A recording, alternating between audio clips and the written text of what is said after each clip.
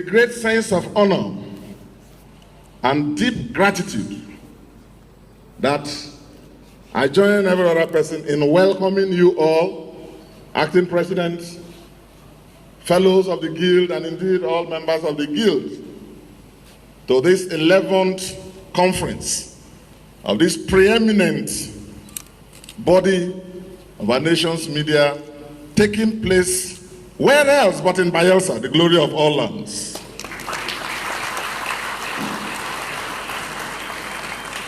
I'd like to say in our Bayelsa parlance, welcome, Onoa, Ado, Aloha. Thank you. Thank you very much. At the inception of our administration, among the various programs we rolled out of building infrastructure in all its forms, of investing in security to bring about security and safety, we also initiated a program with the slow philosophy of taking Bayelsa to the world and bringing the world here to Bayelsa. And in pursuance of that objective, we have hosted major conferences. We have since become the conference headquarters. We have also become the fashion and entertainment headquarters. And even this is just the beginning. But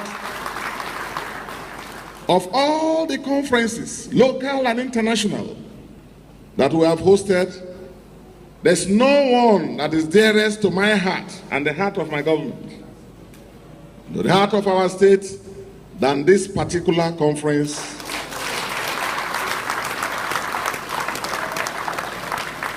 This meeting of our nation's leaders in the media here in Bayelsa. Because how else do you tell the story of a place if leaders of the media are not there to see things for themselves? So I welcome you to Bayelsa again, and I want to use this opportunity to particularly thank and appreciate the acting president and the members of the organizing committee for the decision, a very appropriate decision, of bringing this conference to Bayelsa.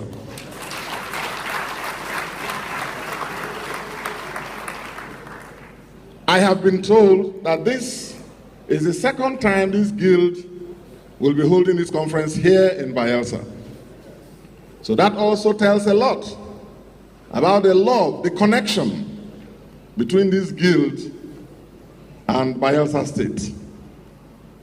Because I say all the time that in our new restoration government, we say that all good human beings are from Bayelsa here. By that, we mean that in whatever you do, if you do it well, and you are a good gentleman, and particularly if you are a beautiful and good-looking lady, you must be a Bayelsan.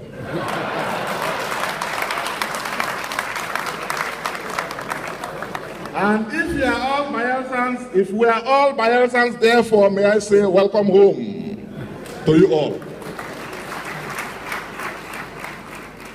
Now, apart from expressing our delight at the fact that you brought this conference here, to enable the world come to Bayelsa, through you, and through you again to enable us meet the world.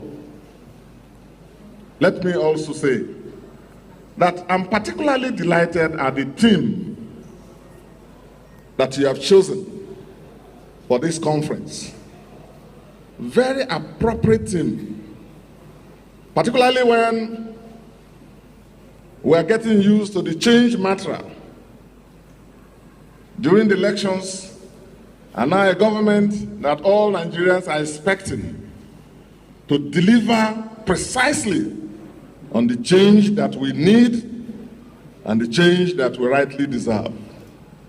So this is a very appropriate theme But as you gather here, let me also say this. In this state, you all know that this is the headquarters of oil and gas production in our country. The story of oil and gas and all the good things it has brought and all the challenges and ills that it has also brought along its wake started here. I urge you to find time to visit Oloibiri, which is just 5 minutes drive from here, and remind ourselves again about one of the most important changes that all those in the authority must deliver, which is a diversification of our nation's economy. But today, that abandoned first oil well is a testimony, a living testimony to the fact that the oil resources are indeed wasting assets. That is a critical change that we all must work with the government at the center to deliver. For me, even as a PDP governor, my position has been that after elections, all men and women of our country must unite to move our nation forward.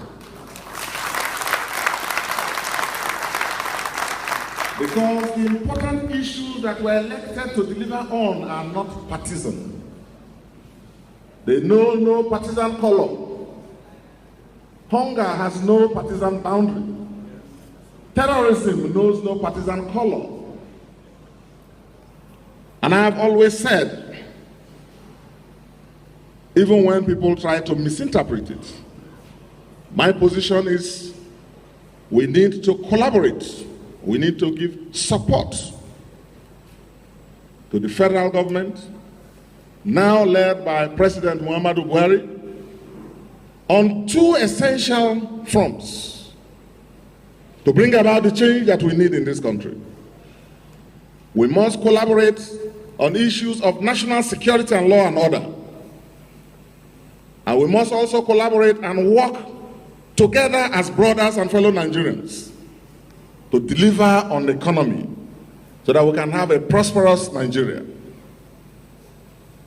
I feel that the last PDP government didn't have sufficient understanding and cooperation from the then opposition. Even in the area of confronting terror, we politicized the war against terror. We ethnicized it.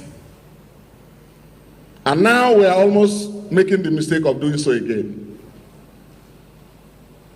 With this new government, you have known that terrorism has become a major problem that is not political, and we must all unite to defeat it.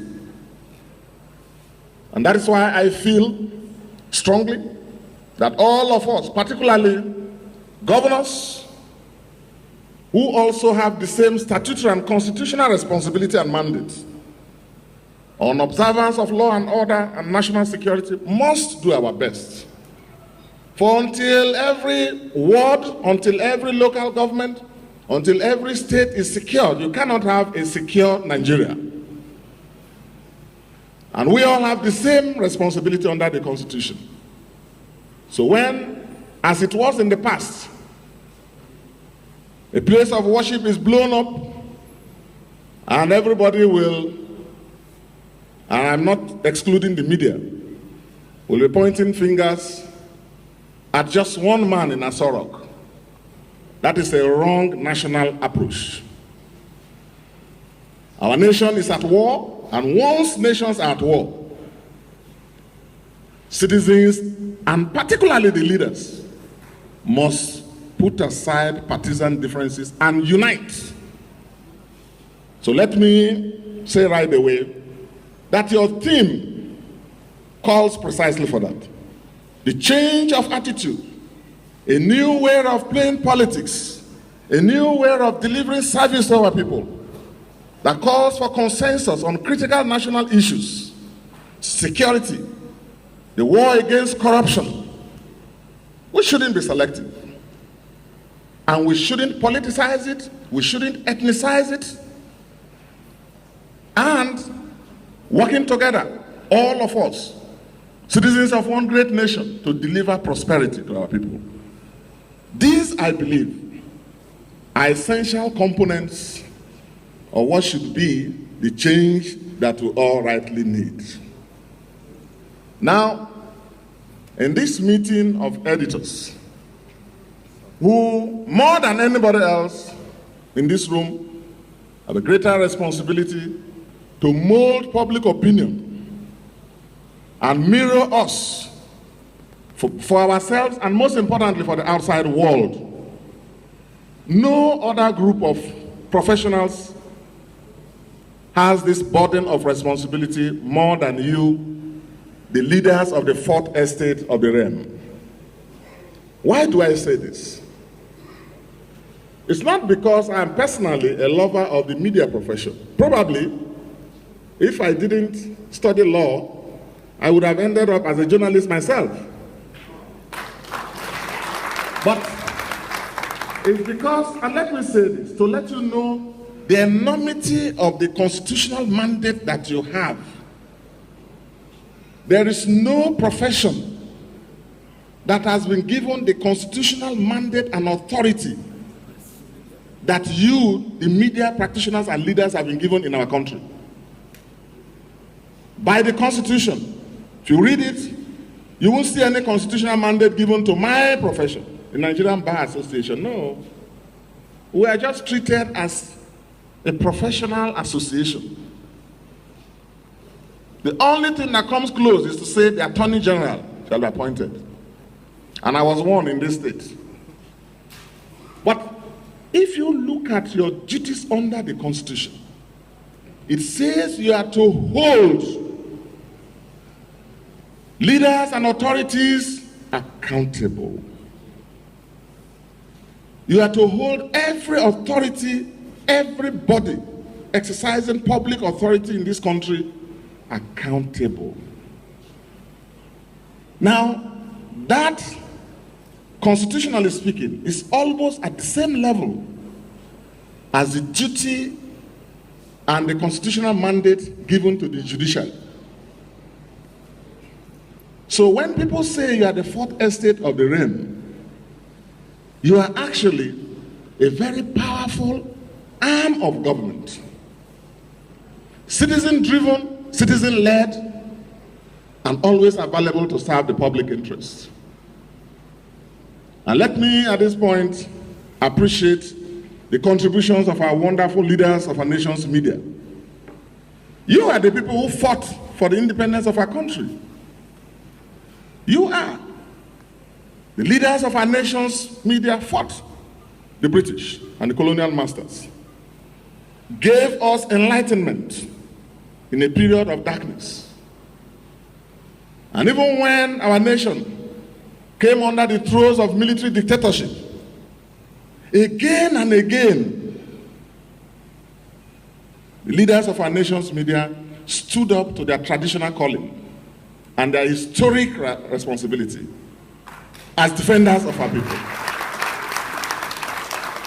Now I join you to again rise up as we rediscover ourselves and fashion out a new national ethos, a new set of national values, so that we can craft a new Nigeria.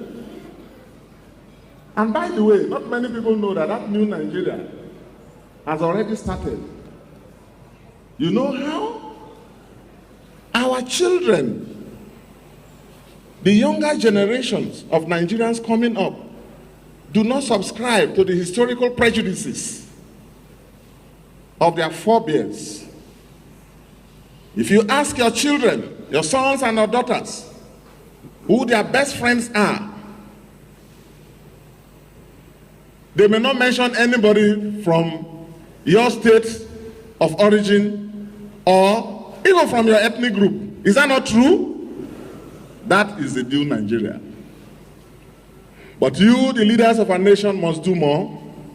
So that when we are talking of leadership in our states, in our local government areas, in our nation even, we don't get stuck to historical prejudices of tribe and religion and ethnicity. We should be talking about competence, capacity for delivery. Because as I said, in the end, hunger and most of the other problems, including insecurity, they know no ethnicity, they know no tribe. That is the change that I urge you all to facilitate and stimulate. These are conversations that we must have as a nation moving forward. In this state, since I became governor, now going to 4 years, it's been 3 years and 5 months or 3 years and 3 months or so, we have delivered so much on change.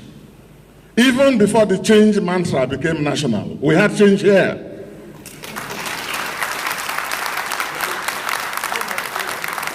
Before they started thinking and conceiving and talking about change came to Bayelsa. So I want to thank you again for giving us this opportunity to talk again about change.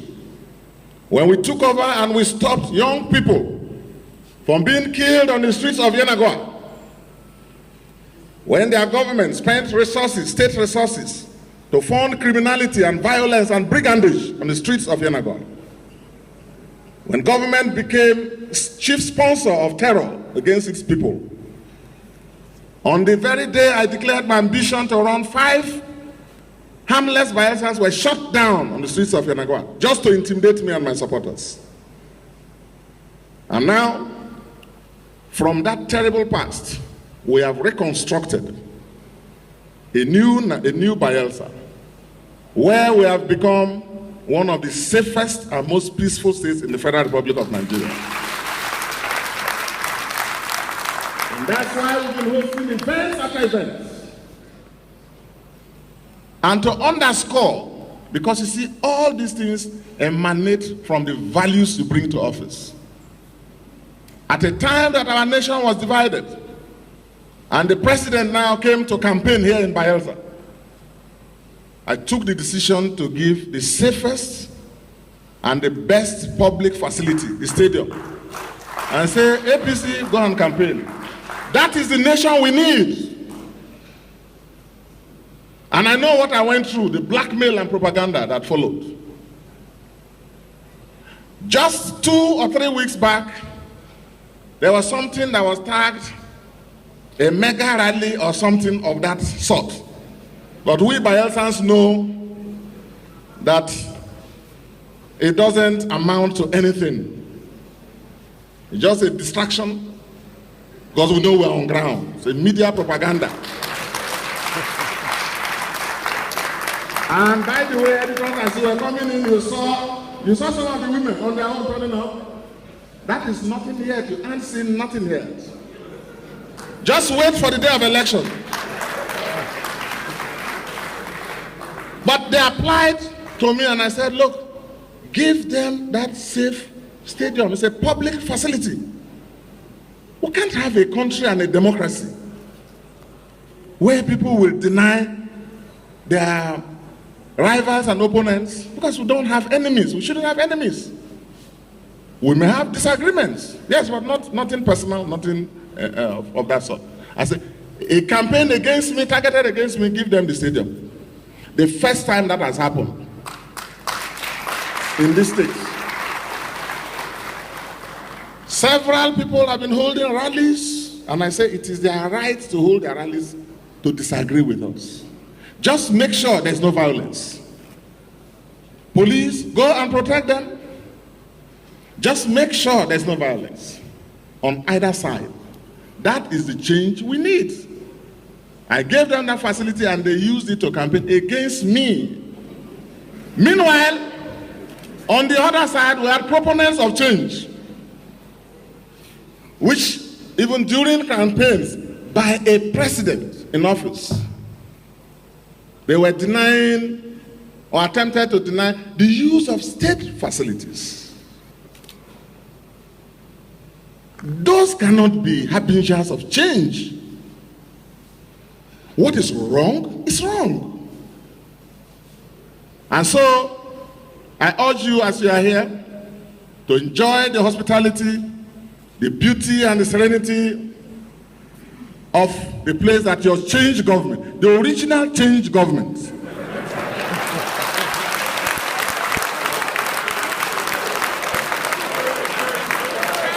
original change government has brought about in Bayelsa. Government of peace and stability and security. Which, by the way, is the most important condition for development. I knew the robust agenda I had. And with my team, I said there must be security. If you guys have time, part of the inspection tour will include the Security Command and Control Facility. And I haven't heard that from any other state. Security Command and Control Center.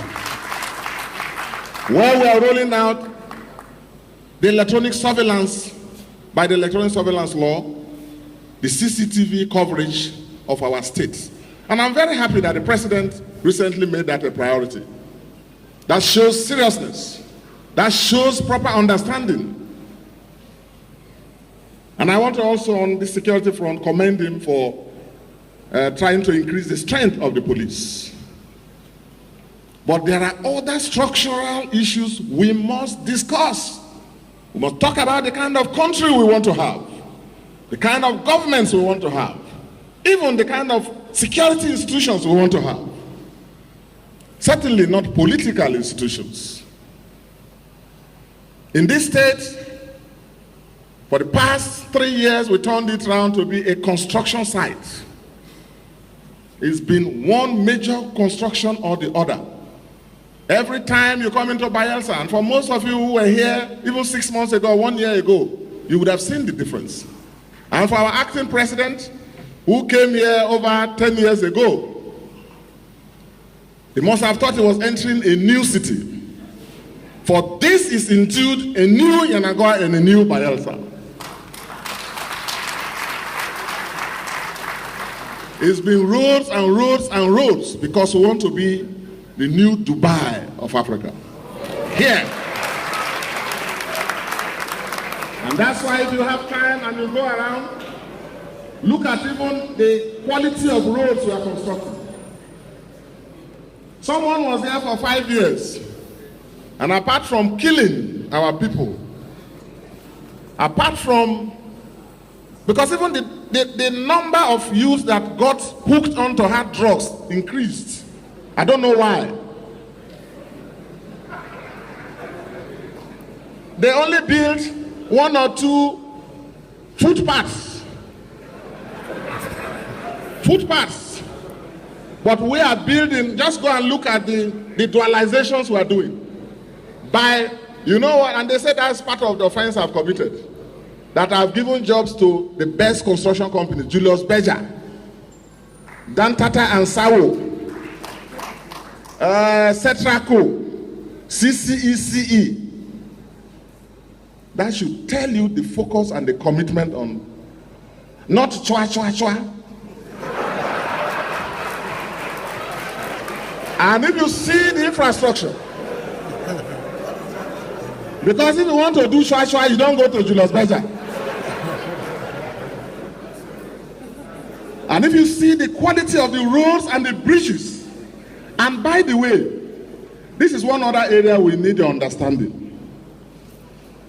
To make anything happen here costs us almost 20-30%, 20-30 times more expensive than it is in other places. The reason is environmental. It's not, you can't blame any government. That's the way our ancestors and God made it. They were fishermen, so they came close to the river and the oceans. The entire Bayelsa is below sea level.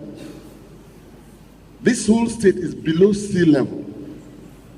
To build any road, in fact, some of these roads, just that they have passed those stages, otherwise you would have seen it. They will have to dig 8 feet or more to the soil and remove, excavate it completely. All these roads you are seeing that we have done. And then fill it with sand and hardcore And then they will now put tarpaulin. I don't know the technical name they call it. I'm only a lawyer. They will now put another layer until you have a road. And that's why we gave it to the best construction companies. Because when I came, I promised my people 3 things. I said, I will not play politics with your security, number 1. Number 2, I will not play politics with your development. Number 3, I will also not play politics when it comes to projecting, propagating, and defending the joint national interest within the context of a united and egalitarian Nigeria.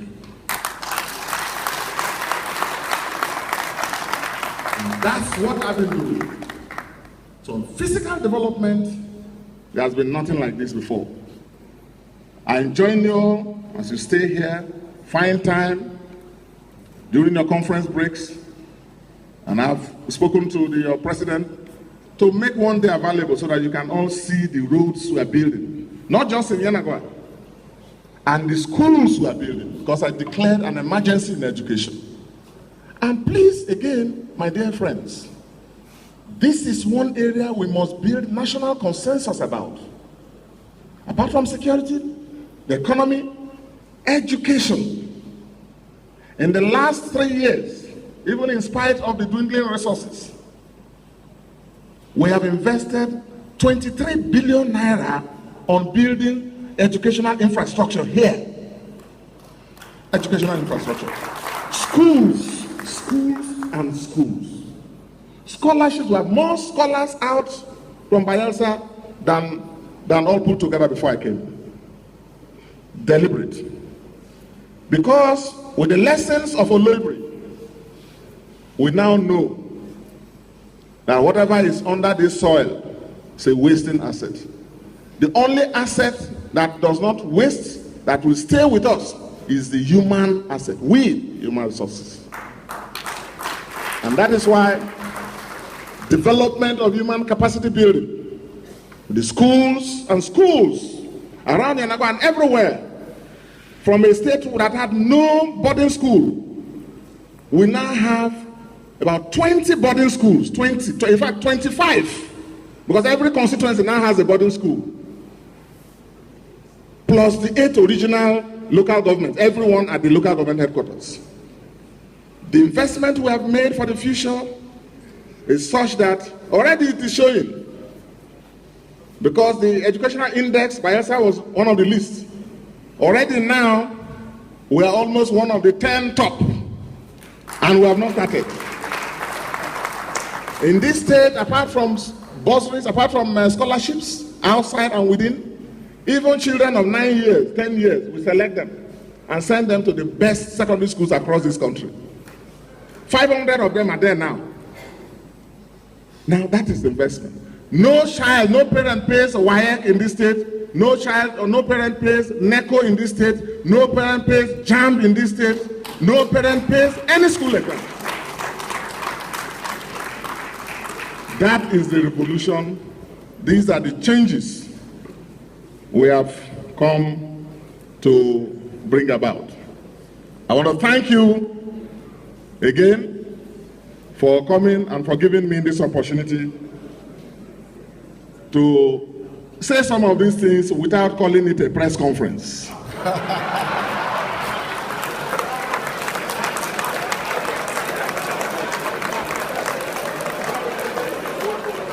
But just one bit before I declare this conference open. You know, the media is so important that you guys have to just be like Caesar's wife. You just have to be like Caesar's wife. Because every society, I must say, is what the judiciary and its media makes it to be. If we must have a democracy, if we must have a government that performs, then the media has to sit up and play its role. The chairman of the occasion talked about that. And he knows what he's saying, because he's a doyen of the media profession. understand, because a society can only be as free as its media makes it to be. But within the media itself,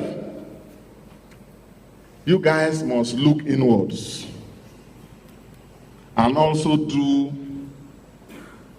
I don't want to call it, but I can think it will be safe to call it self-examination. Because from whom much is given, much is also expected. As governor, particularly as a governor who is managing a political situation that was more or less, a lot of factors came in quickly. One, the sudden loss of power at the center, and then the recession our country is going in. When I read the reports and I see that what I'm reading has no bearing with reality, I ask myself, where is our media going? If some guy with no background will get up and say something, and then that is a story that comes out, no facts, no basis. The other day, a popular online publisher called, and I was talking with him for the first time, I guess.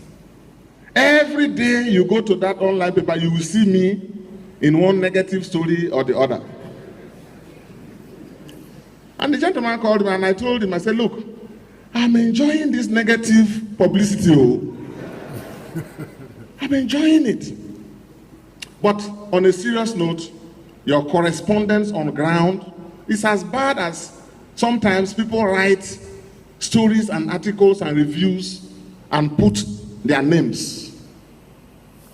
It's as bad as, I'm not talking of some guy trying to influence or get a favorable media coverage. It's as raw as some guy writing something and just putting a correspondence name and it is sent and it comes out. That's not the nation, that's not the media our nation needs. So I want to use this opportunity to also enjoin the media to do more internal self-cleansing, particularly for people like us who love the media. I don't even know whether after this job I may end up as a journalist myself. I don't mind contributing articles and so on. If the MD of Vanguard and others like him will give me that opportunity. So I want to thank you all for the wonderful job you are doing. Our nation is not perfect. Institutions themselves are not perfect. After all, we human beings are ourselves not perfect. But we should strive towards perfection. And that's a charge I would like to give finally to our media, because you are leading, you are the lights of our society. I made an offer to your acting president, and let me announce that as governor of Bayelsa, I would like to host annually this conference in Yenagoa.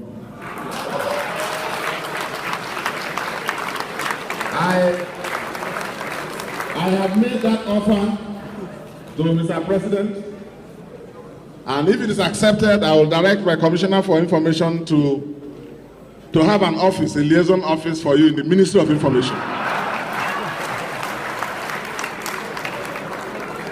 Because we want the world to come to Bayelsa, and we want